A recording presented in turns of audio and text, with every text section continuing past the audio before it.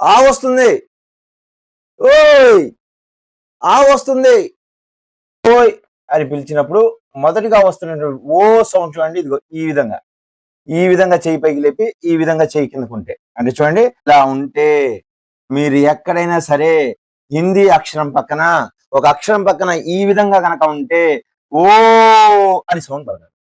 ఏం పలకాలి? ఓ అనే సౌండ్ పలకాలి. ఓయ్ చూడండి, ఇక్కడ ఓ అని మనం ఎలాగైతే చేతిని ఇలా చూపిస్తున్నామో ఈ చేయి ఎలాగైతే ఉందో ఆ షేప్ లో కనుక మనం పిలిస్తే ఇలా ఓ అని సౌండ్ రావాలి. ఏంటి? ఓ. ఇప్పుడు ఫర్ ఎగ్జాంపుల్ కా అనేటువంటి అక్షరం పక్కన మనం ఇలా ఉందండి. ఇప్పుడు ఏం పలకాలి? ఇక్ ప్లస్ ఓ కో. జా పక్కన ఉంటే జో, మా పక్కన ఉంటే మో, రా పక్కన ఉంటే రో. ఆ వస్తుంది. ఆవునేమంటారు ఇంగ్లీష్ లో? కౌ అంటారు. ఆవునేమంటారు? కౌ అంటారు. ఈ కౌకి చూడండి రెండు కొమ్ములు ఉన్నాయి. ఆ కొమ్ములకి ఒక తాడు కూడా వేసి ఉన్నారు అనుకోండి. ఒక తాడు ఇట్లా ఉందనుకోండి, మనం ఆ మెడలో ఒక తాడు కూడా ఉంది. ఈ తాడు నేను ఇప్పుడు ఇలా గీస్తున్నానండి. చూడండి, ఇప్పుడు తాడు, రెండు కొమ్ములు. ఇప్పుడు ఈ సౌండ్ కనుక ఎక్కడైనా ఉంటే మనం ఏమని పలకాలండి? ఔ అనే సౌండ్ పలకాలి. ఔ. కౌలో నుండి మనం ఏ సౌండ్ తీసుకోవాలి?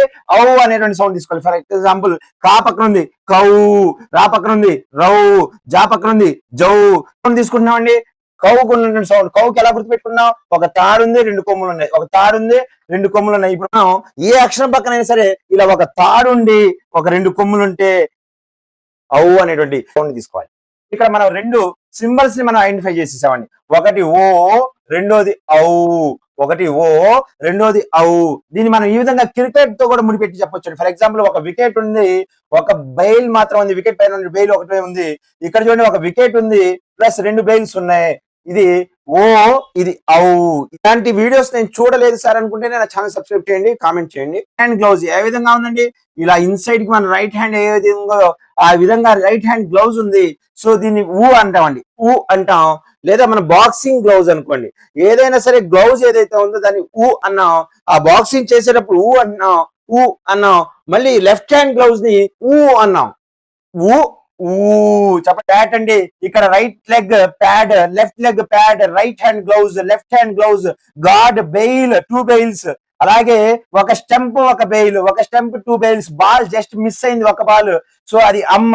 రెండు బాల్స్ కూడా సేమ్ ప్లేస్ లో నుండి వెళ్ళి ఆహా అనేటువంటి సౌండ్ మనం చేయాలి. ఈ విధంగా క్రికెట్ ద్వారా ఇలాంటి ట్రిక్స్ ద్వారా మీరు బారక్కడిని ఈజీగా నేర్చుకోవచ్చు మై స్టూడెంట్స్. ఈ వీడియో కనుక మీకు నచ్చినట్లయితే 10 మందికి షేర్ చేయండి. నా ఛానల్ గ్రోత్ అవడానికి మీరందరూ సహకరిస్తారని ఆశిస్తూ మీ రెహమాన్ సార్. ధన్యవాదాలు.